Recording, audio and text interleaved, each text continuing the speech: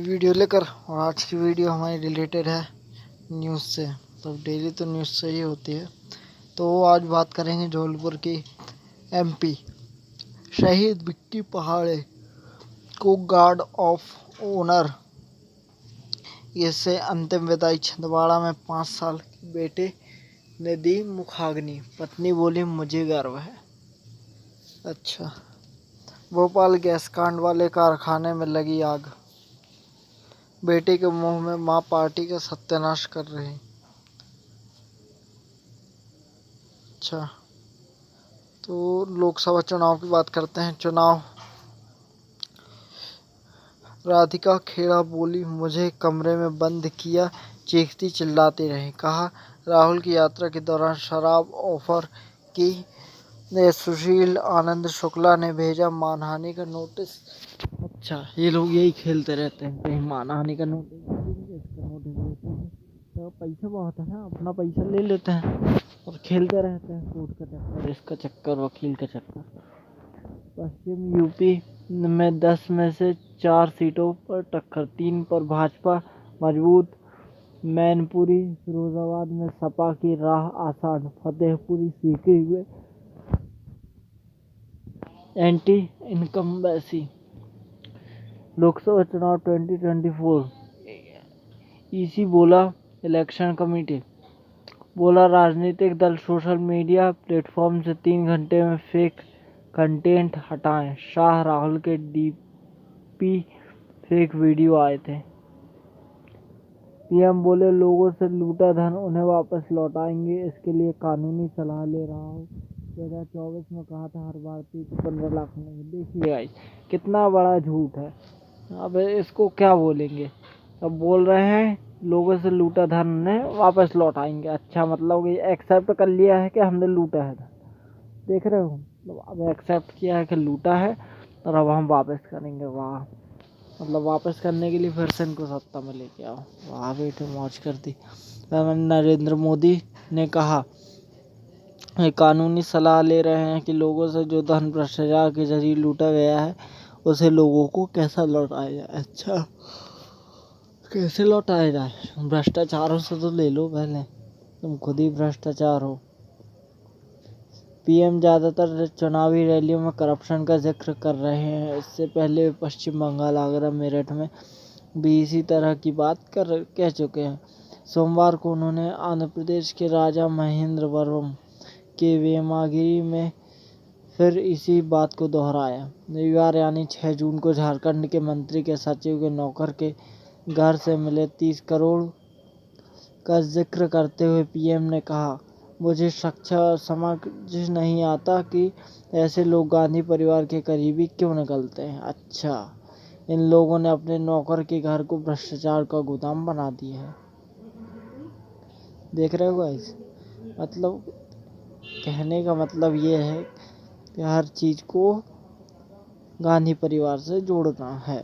और ऐसी बात नहीं है, ये मामला जुड़ा हुआ है ही। लेकिन आप अगर देखें, भाजपा के जो नेता हैं वो खुद ही भ्रष्टाचार हैं। अगर आप ठीक से देखें तो अब जाकर ध्रुव राठी की वीडियो देख लीजिए। कोई भी पार्टी दूध की धुली नहीं है, खासकर ये बीजेपी तो बिल्कुल नहीं है। ये देखिए, रैली करते रहते हैं। वह जो मतलब कहने का मतलब ये है कि इनके पास इतना पैसा आता कहाँ से है? किसका पैसा है ये कि डेली गाड़ी में घूम रहे हैं, घूमे जा रहे हैं। इतना पेट्रोल कहाँ से आ रहा भैया? यहाँ पेट्रोल डलाने को पैसा नहीं है। अब ये देखिए, लोकसभा चुनाव 2019 ओडिशा, कुल सीटें 21 है। उसमें से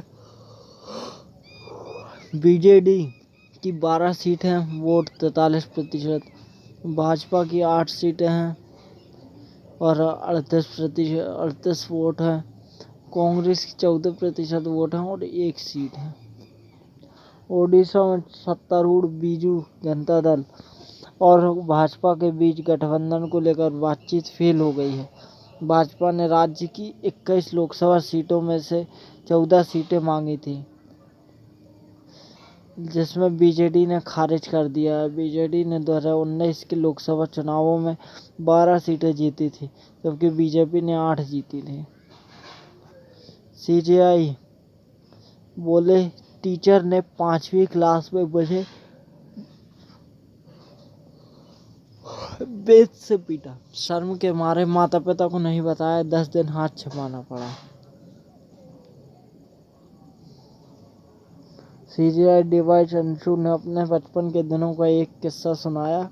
उन्होंने कहा, जब मैं 5वीं क्लास में था तब एक छोटी सी गलती के लिए मेरे टीचर ने मुझे बेत से पीट दिया था। हाथ पर चोट लगी थी, 10 दिन तक हाथ छुपाए रहे थे।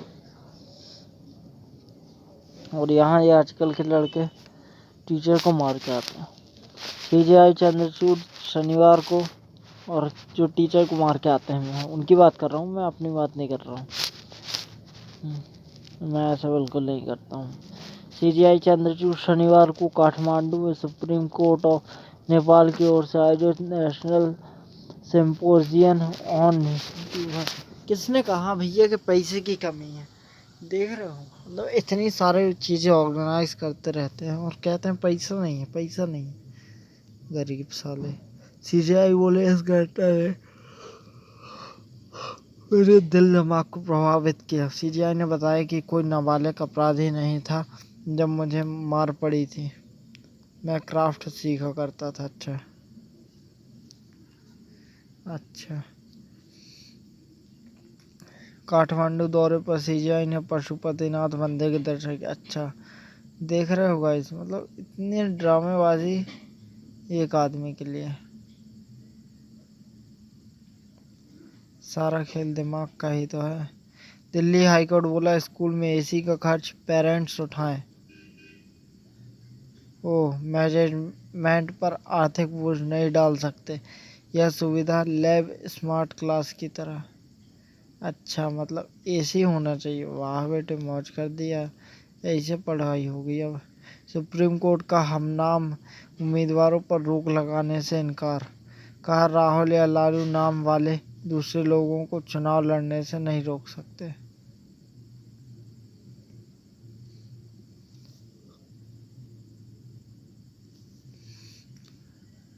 दिल्ली हाईकोर्ट बोला स्कूल में एसी पेरेंट्स खुद लगवाएं। बेटे के बर्थडे पर घर लौटने वाले थे एयरफोर्स जवान। पुंछ हमले में शहीद हुए आतंकियों ने सुरक्षा बलों के वाहनों पर स्टील गोलियां चलाई थी।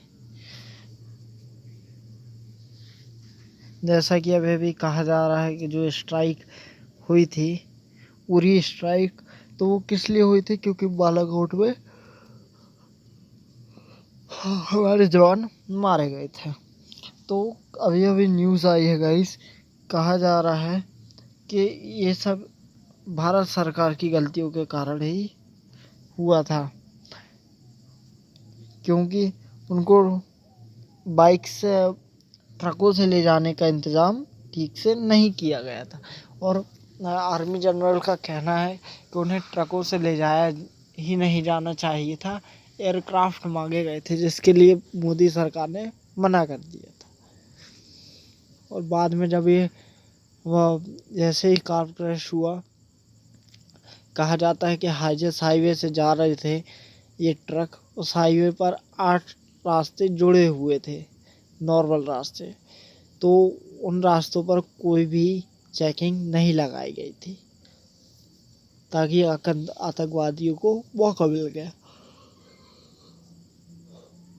अब तो यह भी कहा जा रहा है कि ये सब मोदी की सोची समझी साजिश थी।